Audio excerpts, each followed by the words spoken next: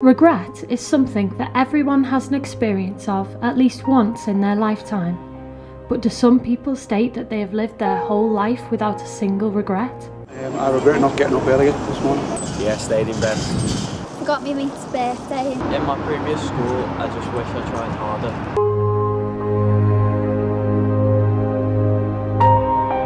Most commonly, regrets are usually found when people are at their lowest in their lives.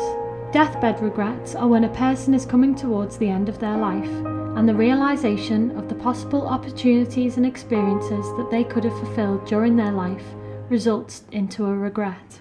A lot of clients have fell out with family members, and before they die they wish they would have put things right with them before they passed away. People who've fallen out with their family members and they're very upset that they'd never had a chance to make up. I think one of the most poignant times for confession is on your deathbed. A priest is called in a Catholic household to hear the sins go into the grace of God when they pass away without regret. A lot of my clients always say to me, oh, don't spend all your life working, spend it with your family, and they really wish they would have done the same. You find a lot of the old people say to you, make sure you take time out for your family, don't spend every day working. But what's it like living your life without regret?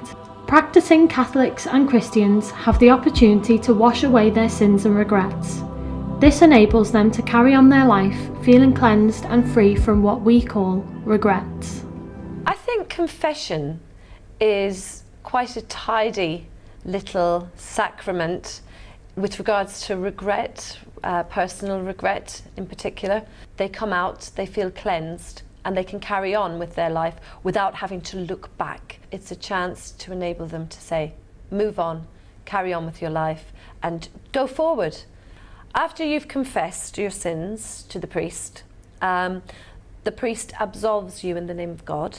It stops you harping on the past and on negativity and on regrets and things that you should have said or should have done, and enables you to focus on projecting to the future and embrace positivity. Research shows that ranking in the top 5 biggest regrets comes career and smoking. Often, people are persuaded, unsure, or pushed into a career that they later realise isn't for them, and at a point of realisation, it's too late to change. Not having become a doctor. From an early age, from about 3 or 4, I always wanted to be a doctor. I spent a lot of my teenage years in and out of hospitals. As a result of that, then I sort of didn't do as well as I'd wanted to do in subjects like biology and chemistry and physics, which I'd have needed to do at A level in order to become a doctor. The fact that I couldn't do biology, chemistry and physics at A level meant that I wasn't able to go on to do the medicine, and it meant I had to completely reconsider what direction my life was going to take. Smoking is a regret in which is very popular in Britain today.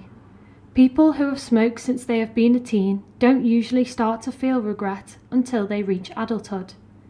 With smoking being one of the most common regrets, it is also a regret that can easily be turned around. I do regret starting smoking because now, after smoking for 2 years, it's so hard for me to quit. I can't go not even a couple of hours without a smoke. I'll have to come out, even in school at break time, I'll come out, or I'll sit in class and I'll think, yeah, I need a smoke now. So I do regret it because of that. So I went to the doctors and he said, yeah, you've actually got a chest infection. He even told me you've got really bad build up on your lungs. So it kind of I was like, oh God, I might get myself into a bit of trouble here. So that's when I started to really take quitting smoking seriously then. On the other hand, some regrets are more difficult to overcome. Today, the tattoo industry is constantly growing, becoming more popular. This is due to people being more exposed to society's image of making a statement with a tattoo.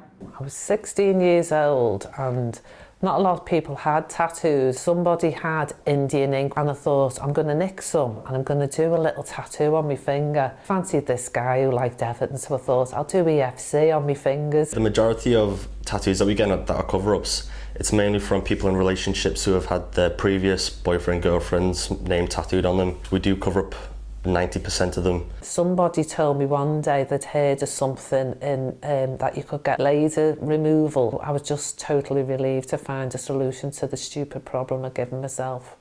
I have never planned any of my tattoos. It's just being able to sit down and trust the artist and just say, yeah, you can do whatever you want.